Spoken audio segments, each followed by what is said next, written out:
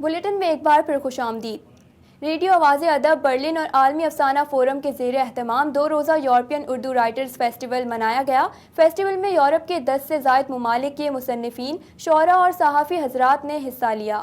Europe میں اردو زبان و ادب کی جدید بستیوں میں جرمنی کی سرزمین ایک اہم اور اردو بستی کے طور پر ابھر کر سامنے آ رہی ہے۔ اس فیسٹیول میں جرمنی و انگلینڈ سمیت یورپ کے 10 سے زائد ممالک کے اردو شعراء، ادباء، اساتذہ اور محققین نے شرکت کی۔ اس فیسٹیول میں مجموعی طور پر یورپ میں اردو کی صورتحال کا جائزہ لیا گیا اور اردو زبان و ادب کو پیش آنے والے مسائل کی نشاندہی کی گئی اور ان کے حل کے لیے تجاویز و گفتگو کی گئی۔ یہ 2 روزہ ادبی میلہ 3 اہم نشستوں پر مبنی تھا، جس میں پہلی نشست میں یورپی ممالک کے اردو زبان کے مفکرین و دانشوروں نے اپنے ممالک میں اردو کی صورتحال کے حوالے سے اپنے مقالے پیش کیے۔